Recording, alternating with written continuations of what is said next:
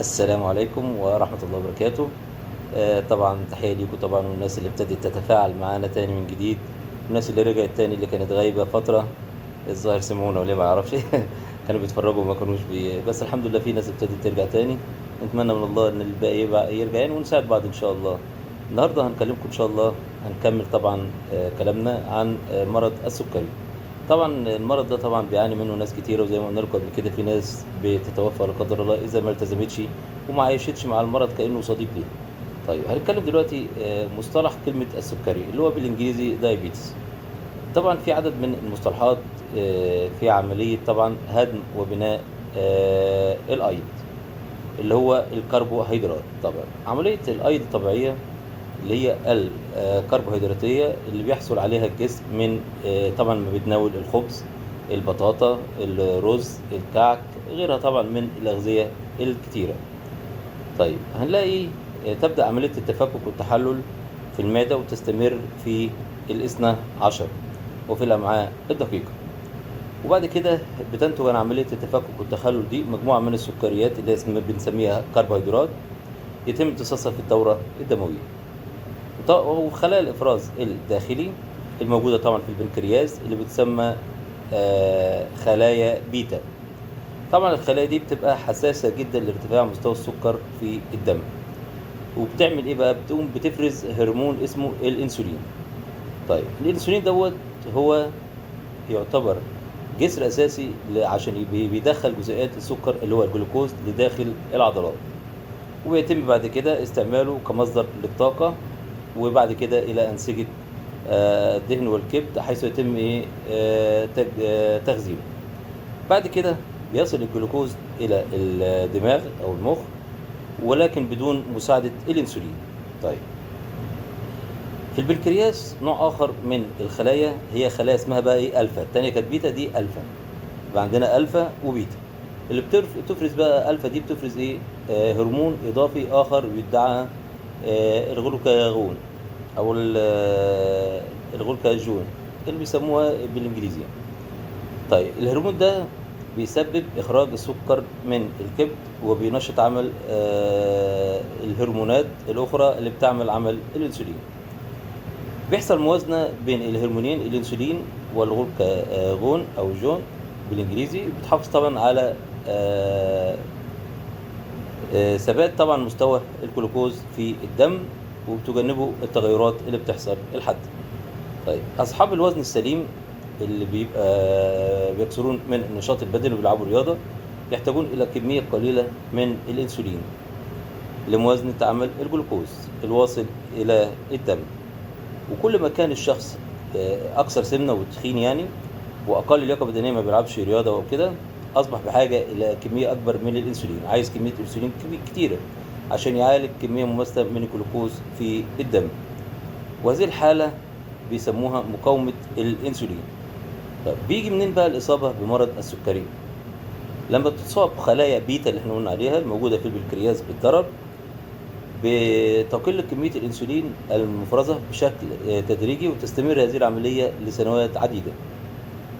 إذا ما ترافقت الحالة دي مع وجود مقاومة الأنسولين، فالمزيج ده من كمية الأنسولين قليلة ومستوى فعالية منخفض بيؤدي طبعا إلى انحراف عن المستوى السليم للجلوكوز اللي هو السكر في الدم. وفي الحالة دي يتم تعريف الشخص بأنه مصاب بمرض السكري.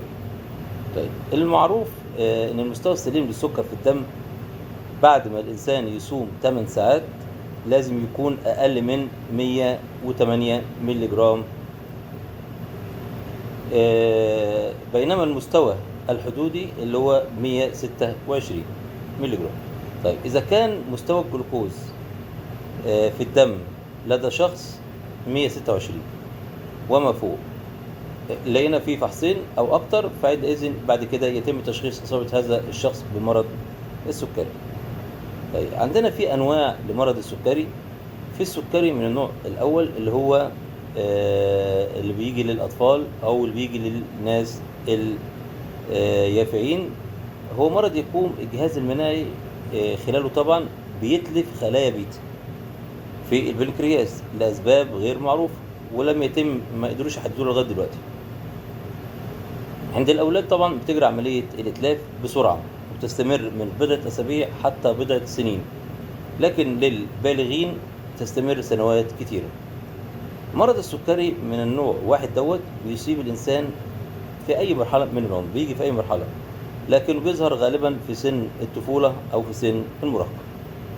وطبعا العديد من الأشخاص اللي بيتصابوا بالمرض ده من النوع الأول في سن متقدم يتم تشخيص حالتهم خطأ بأنها مرض السكري من النوع التاني. طيب نيجي بعد كده نشوف بقى السكري من النوع التاني، بيسموه سكري النمط الثاني أو سكري البالغين.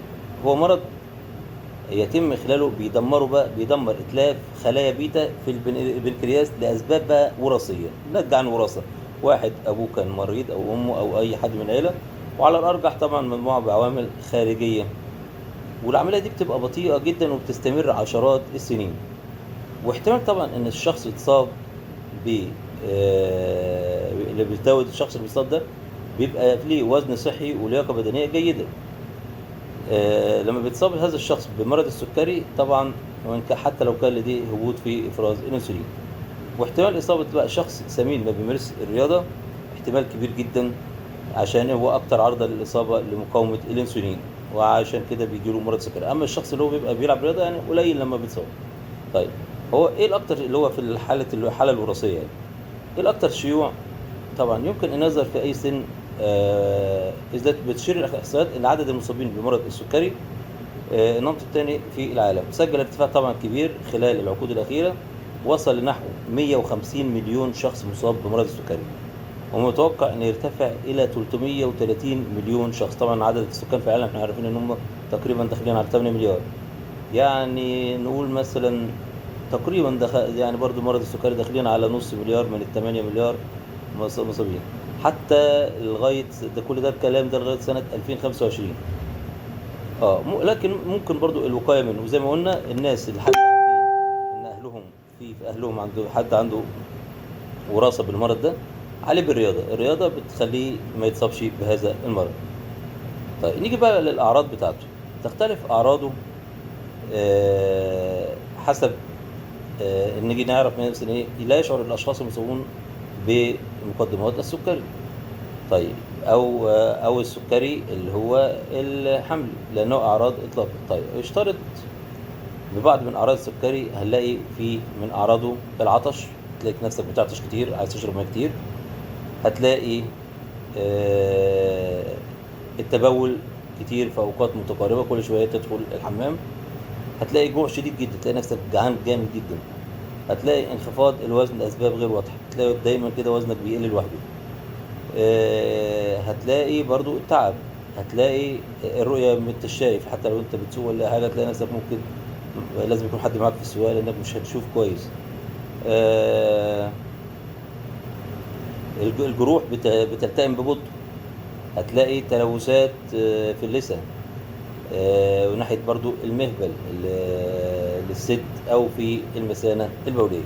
يعني السيدات أو النساء بتلاقي في المهبل كده في تلوث أو الحاجات ديت، بتبقى ده دليل إن في بوادر لمرض السكري.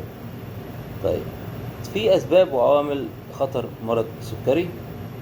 طبعا السمنة، الواحد لو تخين طبعا بيجيله مرض عن الرفيع زي ما قلنا. قلة النشاط البدني، اللي ما بيلعبش رياضة بيجيله مرض أكتر. التغيرات في أنواع الأطعمة، طبعا في الأغذية الشائعة بتشمل المأكولات الجاهزة. الحاجات الجاهزة دي برضو بتؤدي إلى مرض السكري، المأكولات الجاهزة. طيب وقلنا في عوامل مرض السكري من النوع الأول. طبعا النوع الأول قلنا بيهاجم الجهاز المناعي اللي هي الخلايا المفروضة عن إفراز الأنسولين في البنكرياس، وطبعا وبيتلفها بدلا من مهاجمة وتدريب الجراثيم أو الفيروسات الضارة. نيجي برضه هنلاقي في عدة عوامل بتزيد من خطر الإصابة بمرض السكري. منها إيه؟ العمر، لو العمر أكبر من 45 سنة. الوزن طبعا زائد عن أو يساوي 25 كيلو، يعني وزن الإنسان زيادة عن وزنه الطبيعي 25 كيلو. الوراثة طبعا قلنا عامل وراثية، لكن لو بيلعب رياضة بيبقى قليل. العرق، طبعا في فئات عرقية معينة والمعروف عن خطورة مرتفعة لديها بالإصابة بالمرض ده. تلاقي قبيلة مثلا، ممكن قبيلة كاملة معروفة إن القبيلة دي أو العرق أو العائلة دي معروفة إن هي مصابة يعني. النشاط البدني طبعا ارتفاع ضغط الدم. المعروف إن قيم ضغط الدم طبعا اللي لو أعلى من 140 على 90. برضو فرط الكوليسترول اللي هو الضار، طبعا مستوى مرتفع من ثلاثي الغليسريد في الدم. طيب وبرضو عندك متلازمة المبيض، عندك أمراض الأوعية الدموية، ولادة طفل ذو وزن كبير، لو طفل وزنه كبير اتولد كبير اللي هو أعلى من 4 كيلو. طبعا الطفل الطبيعي يعني ممكن مثلا أكتر حاجة يصل إلى 4 كيلو، لكن لو أعلى من 4 كيلو ده في خطورة برضو، بيقولوا سكري الحمل. قيم الهيموجلوبين اللي هي المفروض لو كانت أكبر من 5.7 برضو بالنسبة لتحمل الجلوكوز. عندك قيم الجلوكوز في عوامل سكري الحمل. طبعا في فترة الحمل بتنتج المشيمة هرمونات بتساعد الحمل وبتدعم هذه الهرمونات وبتجعل الخلايا أشد مقاومة للأنسولين. وهنلاقي برضو عوامل خطر الإصابة بمرض السكري النساء اللي هم فوق 25 سنة. عندك العيلة قلنا والوزن زايد والكلام ده كله. كل الحاجات اللي قلناها السابقة برضو دي زي ما قلنا، تشوش في الرؤية، زيادة في الوزن، مش بيلعبش رياضة، وراثة، الحاجات دي كلها. طبعا بيبقى في أجهزة الإنسان بيقدر يفحص بيها مرض السكري، بيشتريها أو يا إما يروح عند الطبيب أو الصيدلي عشان خاطر يفضل على طول يعني بيتابع هل السكر زاد عنده أو قل، لا عشان خاطر طبعا يبقى صديق ليه ما يضروش. طيب نيجي هنلاقي في أدوية متناولة بشكل فموي، عندك زي الميتفورمين، وعندك السولفانيل أوريا، وعندك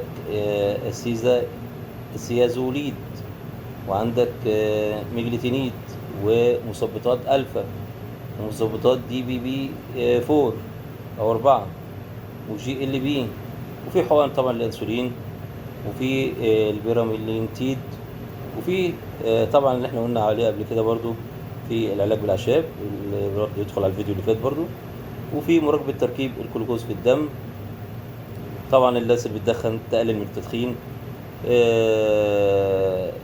الرياضة طبعا مهمة جدا.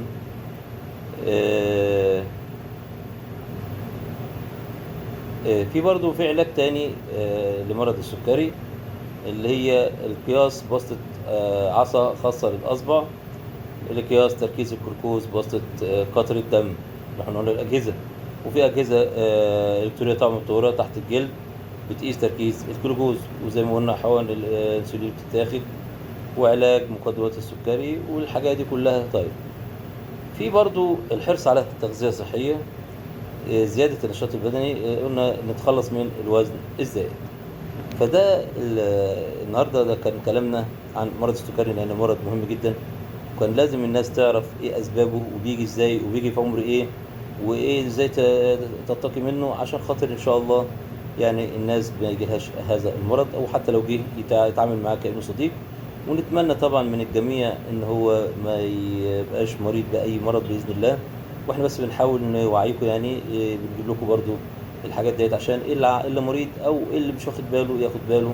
وان شاء الله نتمنى الصحة الدايمة لكل الناس، نتمنى لكم التوفيق، وما تنسوناش بقى في دعمنا عشان نستمر في المزيد. يعني اذا كنا يعني شايفين ان احنا بنفيدكم، لو ما كنتوش شايفين ان احنا بنفيدكم خلاص ما نكملش معاكم، واذا مش عايزين نكمل قولوا لنا ما نكملش، واذا عايزين نكمل دعمونا. والسلام عليكم ورحمة الله وبركاته. السلام عليكم ورحمة الله وبركاته. I will translate the video to English language. Don't forget to make like and subscribe and share for the video and complete watching إن شاء الله. بسم الله الرحمن الرحيم.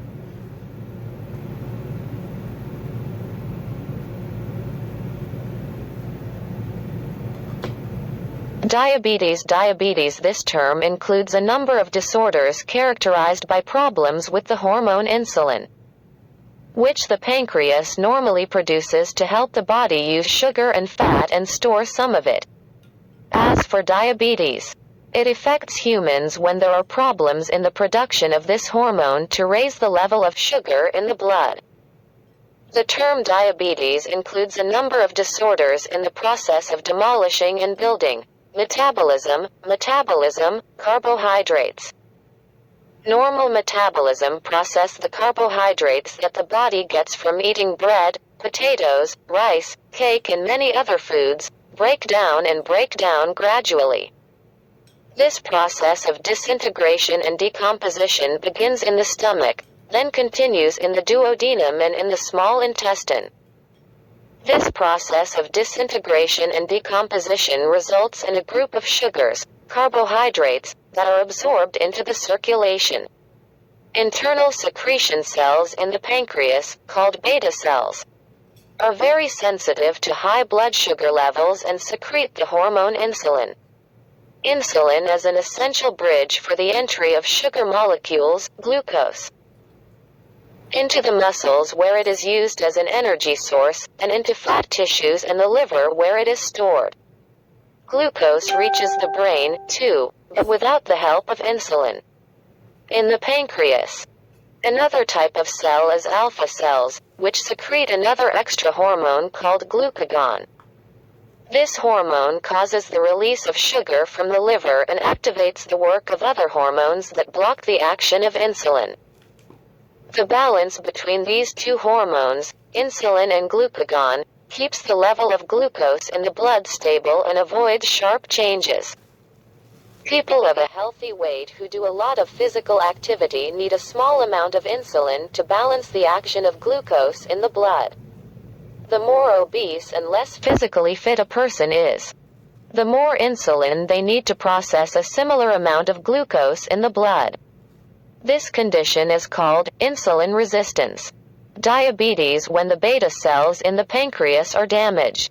The amount of insulin secreted gradually decreases, and this process continues for many years.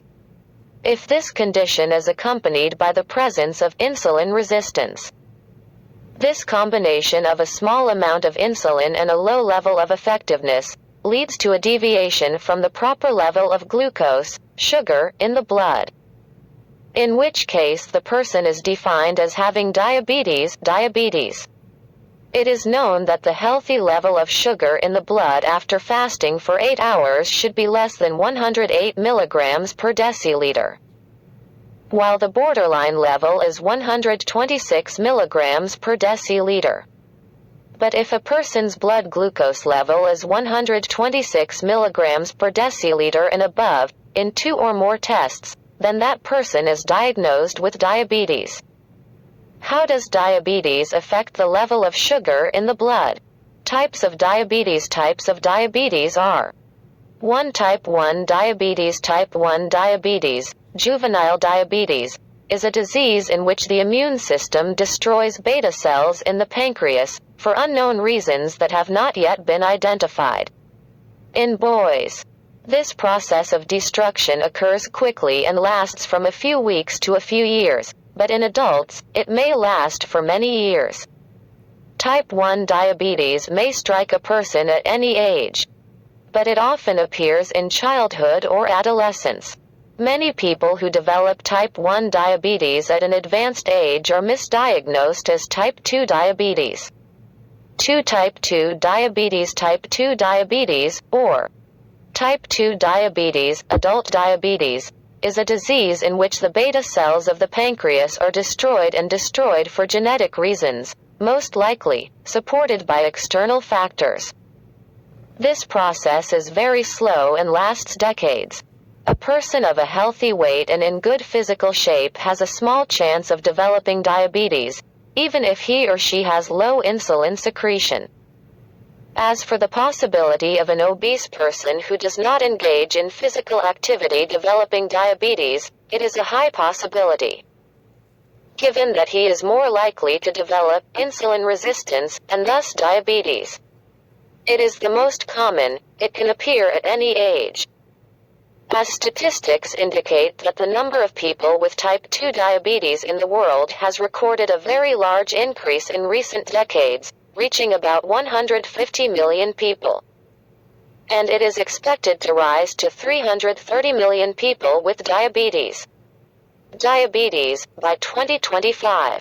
Fortunately, it can often be prevented and avoided. Diabetes symptoms Symptoms of diabetes vary depending on the type of diabetes.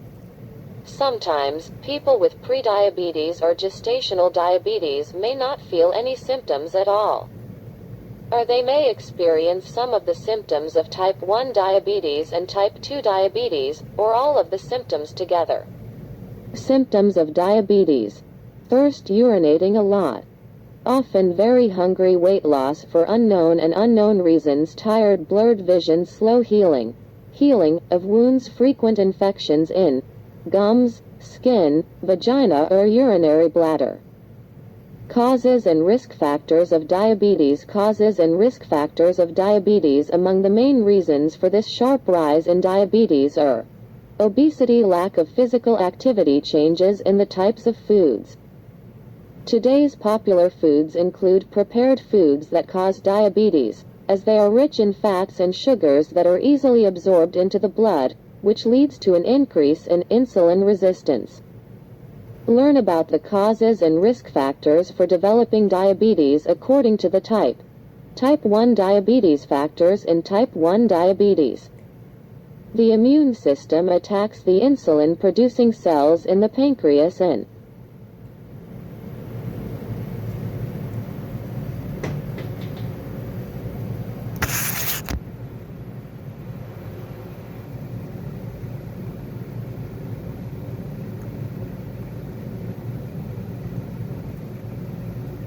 it damages them, rather than attacking and destroying harmful germs and or viruses, as it normally would under normal, healthy conditions. As a result, the body is left with little or no insulin.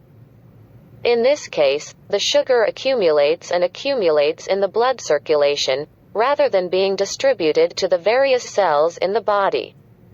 The true ocular cause of type 1 diabetes is not yet known. But it seems likely that family history plays an important role. The risk of developing type 1 diabetes increases in people whose parents or brothers and sisters have diabetes. There are additional factors, too, that may cause diabetes, such as exposure to viral diseases. Type 2 diabetes. Factors in people with prediabetes that may progress to type 2 diabetes.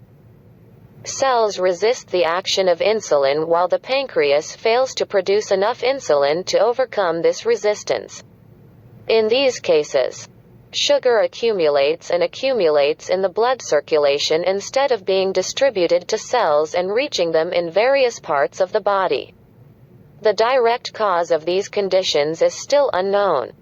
But it appears that excess fat, especially in the abdomen, and lack of physical activity are important factors in this. Researchers are still searching for a real and accurate answer to the question, why do prediabetes and type 2 diabetes affect specific people and not others? However, there are several factors that clearly increase the risk of developing diabetes, including age greater than or equal to 45, weight, overweight defined as a BMI greater than or equal to 25. Genetics. A first-degree relative has diabetes. Ethnicity. Certain ethnic groups are known to have a high risk of developing diabetes. Physical activity. Lack of physical activity. Hypertension. Defined by blood pressure values greater than 140/90 of a millimeter of mercury. Hypercholesterolemia. What is meant by harmful LDL, high level of triglycerides in the blood? It is one of the types of fats found in the body. Values higher than 250 milligrams per deciliter. Polycystic ovary syndrome. Vascular diseases. A personal history of these diseases. Birth of a large baby. A personal history of women including the birth of a baby weighing more than 4.1 kilograms, baby weight immediately after birth. Gestational diabetes. A personal history of gestational diabetes. Glucosylated hemoglobin. HbA1c is greater than or equal to 5.7%. Impaired glucose tolerance glucose values. Those who have an abnormality problem with the glucose values, sugar, in the post-fasting test when these factors, high blood pressure, hyperglycemia and lipids in the blood above the normal level, appear, along with obesity, excess weight, a relationship arises between them, together, and insulin resistance. Gestational diabetes factors during pregnancy. The placenta produces hormones that help and support pregnancy. These hormones make cells more resistant to insulin. In the second and third trimesters of pregnancy, the placenta grows and produces large amounts of these hormones, which make insulin work harder. In normal conditions, the pancreas reacts by producing an extra amount of insulin to overcome this resistance. But the pancreas sometimes fails to keep pace, which leads to the arrival of a very small amount of sugar, glucose, to the cells, while it accumulates and a large amount of it accumulates in the circulatory system. This is how gestational diabetes during pregnancy, is formed. Any pregnant woman may develop gestational diabetes, but some women are more likely than others. The risk factors for diabetes include women over 25 years old, family or personal history, overweight, diabetes complications. Diabetes may lead to gradual rise in blood pressure, distinctive disorders of blood lipids, especially high triglycerides, low high-density lipoprotein, HDL, cholesterol. In general, diabetics suffer from distinctive damages in the kidneys, in the retina of the eyes, retina, and in the nervous system. But complications resulting from diabetes vary depending on the type of diabetes. Complications of type 1 and type 2 diabetes. Short-term complications of type 1 and type 2 diabetes require immediate treatment. Such cases that are not treated immediately may lead to convulsions and coma. Hyperglycemia, a high level of ketones in the urine. Diabetic ketoacidosis, low blood sugar, hypoglycemia. As for the long-term complications caused by diabetes, they appear gradually. The risk of complications increases the younger the diabetes age and in people who do not keep their blood sugar level in check. Ultimately, complications of diabetes can lead to disabilities or even death. Cardiovascular disease, of the heart and blood vessels, nerve damage, neuropathy, kidney damage, nephropathy, eye damage, damage to the feet, diseases in the skin and in the mouth, bone and joint problems. Complications of gestational diabetes. The majority of women who develop gestational diabetes give birth to healthy babies. However, if a pregnant woman's blood sugar is unbalanced and not properly monitored and treated, it can cause harm to both the mother and the newborn.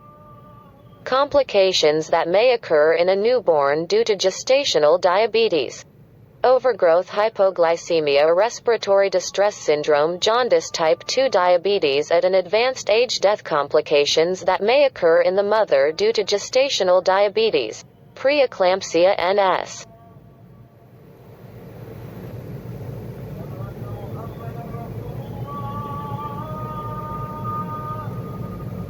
Gestational cream in the next pregnancy. Also complications of prediabetes. Prediabetes can progress to type 2 diabetes. Diagnosis of diabetes. Diagnosis of diabetes. There are many blood tests by which the symptoms of type 1 diabetes or type 2 diabetes symptoms can be diagnosed, including random blood sugar level check. Check blood sugar level while fasting. If a person is diagnosed with symptoms of diabetes, according to the results of the tests, the doctor is likely to decide to conduct additional tests in order to determine the type of diabetes. In order to choose the appropriate and effective treatment, knowing that treatment methods differ from one type of diabetes to another. The doctor may also recommend a glycosylated hemoglobin A1C, glycosylated hemoglobin test. Tests to detect gestational diabetes. Tests to screen for gestational diabetes are an integral part of regular, routine examinations during pregnancy. Most medical professionals recommend a blood test for diabetes called a glucose challenge test. It takes place during pregnancy, between the 24th and 28th week of pregnancy, or earlier in women at high risk of developing gestational diabetes. The glucose challenge test begins with drinking a solution of sugar syrup. An hour later, a blood test is performed to measure the level, concentration, of sugar in the blood. If your blood sugar is higher than 140 milligrams per deciliter, this usually indicates the presence of gestational diabetes. In most cases, repeat testing is needed in order to confirm the diagnosis of diabetes. In preparation for the repeat, additional, examination, the pregnant woman undergoing the examination should fast throughout the night before the examination. Here, again, a sweet solution is drunk, this time containing a higher concentration of glucose. And then the blood glucose level is measured hourly, over a 3-hour period. Screening for prediabetes. The American College of Endocrinology usually recommends screening for prediabetes for everyone with a family history of type 2 diabetes, who are obese or have metabolic syndrome. It is also preferable to undergo this examination, as well, for women who have had gestational diabetes in the past. Your doctor may recommend one of the following 2 tests to diagnose prediabetes. Checking blood sugar during fasting. Glucose tolerance test. Diabetes treatment. Diabetes treatment. As we mentioned, the treatment for diabetes depends mainly on its type, and this means the following. Type 2 diabetes treatment. Diabetes treatment varies from one person to another, according to the personal laboratory tests that each patient performs and their blood glucose, sugar, values. It is worth noting that, according to the complications of diabetes that we presented previously, the risk of developing microvascular and macrovascular diseases is higher the concentration of sugar in the blood over long periods of disease, in addition to cardiovascular diseases, the risk of which also increases with the age of the patient and the length of time for diabetes is greater. That is why we have to treat this category seriously and balance the glucose, sugar, concentration values in the blood as much as possible. Treatment in this group of people must include prevention of acute hypoglycemia or acute hypotension, as well as paying attention to the overall health status of the patient and the totality of the medications he is being treated with, so that it is possible for a diabetic patient to suffer from more than one disease in addition to diabetes. We can divide the treatment of diabetes into several sections. 1. Lifestyle changes. Healthy and appropriate nutrition for this category of patients. The physical exercise recommended by the attending physicians, which is particularly suitable for each patient, according to all the diseases he suffers from, which can affect the practice of physical exercise on a regular and healthy basis, such as heart diseases, physical disabilities and other diseases. Reducing weight and BMI, which would help the body reduce insulin resistance, which causes diabetes. 2. Oral medications. Metformin. It is considered a first-line treatment especially for obese people. It works by suppressing the production of glucose in the liver, which leads to a decrease in its concentration in the blood. One of the well-known side effects of this drug is weight loss and effects on the digestive system. For people with chronic kidney disease, this type of medicine can be inappropriate and even harmful. Sulfonylurea.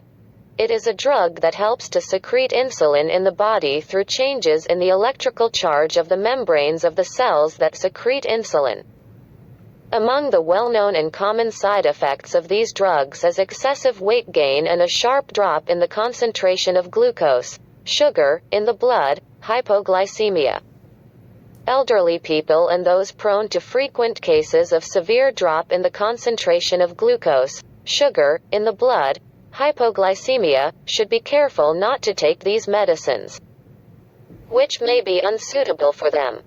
Thiazolidinediones. This type of medication improves insulin resistance in the body, as well as may stimulate insulin secretion. Meglitinides. These medications work similarly to sulfonylureas. A well-known side effect of this class of medication is weight gain. Alpha-glucosidase inhibitors. These medications work by slowing the absorption of sugar in the digestive system. Of side effects.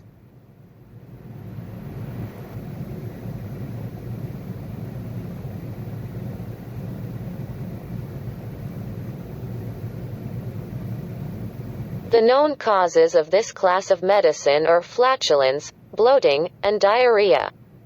DPPIV inhibitors. These medications help regulate glucose, sugar concentration in the body. In general, these drugs are not as potent and not as highly effective at lowering HbA1c as significantly as other drugs. It is worth noting that these drugs do not increase weight and do not have a high risk of a sharp drop in the concentration of glucose, sugar, in the body. GLP-1 drugs. These drugs work through the role of peptides in the digestive system to balance the concentration of glucose in the blood, including GLP-1. Known side effects of this drug include weight loss, vomiting, nausea and diarrhea. 3. Injection insulin. Insulin treatment has become more and more common in the recent period, although many patients refuse to accept treatment with daily injections. Insulin therapy is divided into two types. Long-term effective insulin therapy, which is daily injections that provide the body with the basic amount of insulin. This makes it easier for the patient to accept the treatment because there is no need for injections more than once a day.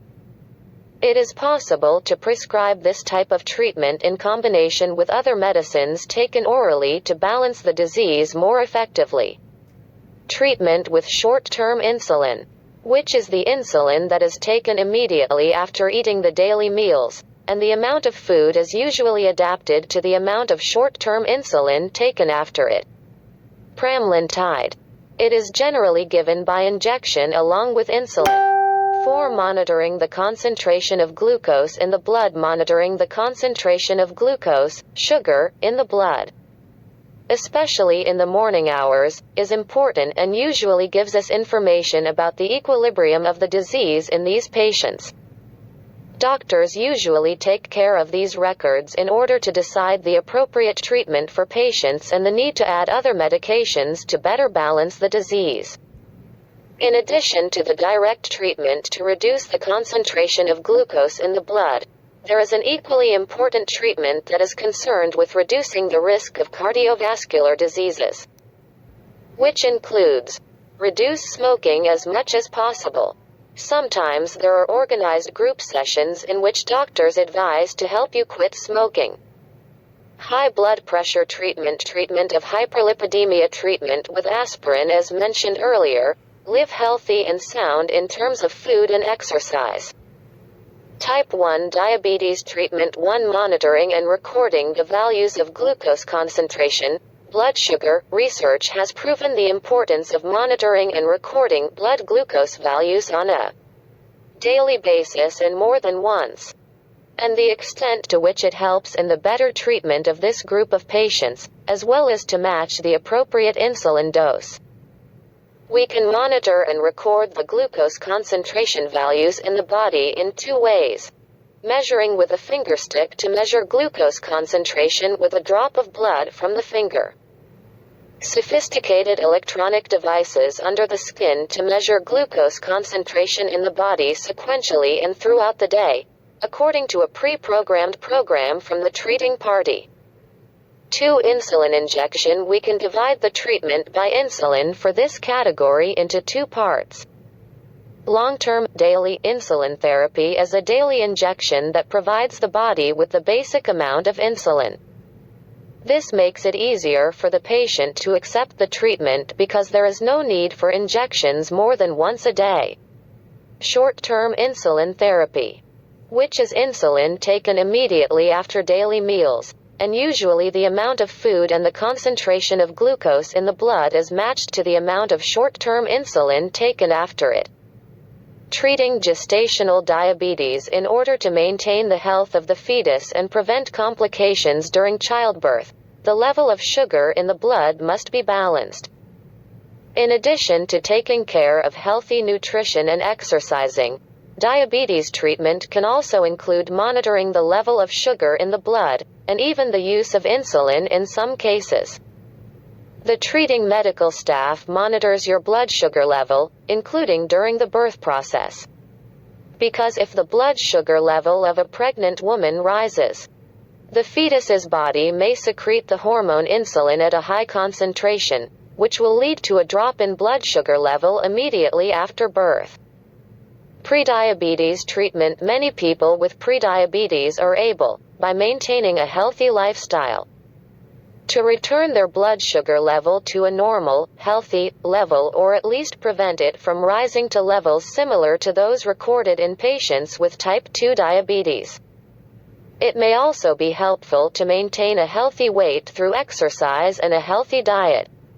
Medicines may, in some cases, be an appropriate and effective alternative treatment for diabetes mellitus and treatment for people in one of the at-risk groups. These include cases in which prediabetes is exacerbated, or in which the diabetic suffers from another disease, whether it is cardiovascular disease, fatty liver disease, FLD, fatty liver disease, or polycystic ovary syndrome, polycystic ovary syndrome. The medicines intended here are medicines for treating diabetes that are taken orally, such as metformin. In other cases, medications are needed to stabilize the level of cholesterol in the blood, especially statins and drugs to treat high blood pressure. Your doctor will likely prescribe low-dose aspirin as a measure to prevent disease. However, a healthy lifestyle remains the key to success.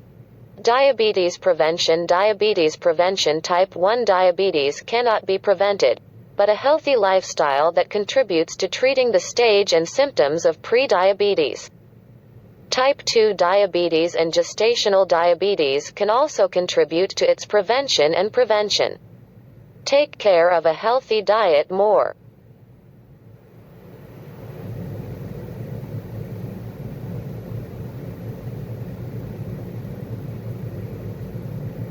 Physical activity. Get rid of excess weight. Sometimes, medicines can be used. Oral diabetes medications, such as metformin and rosiglitazone, can reduce the risk of type 2 diabetes.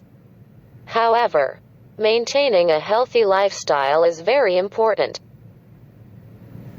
I translated the video to English language. Don't forget to make like and subscribe and share for the video and complete watching. Inshallah. Wassalamu alaikum wa rahmatullahi wa barakatuh.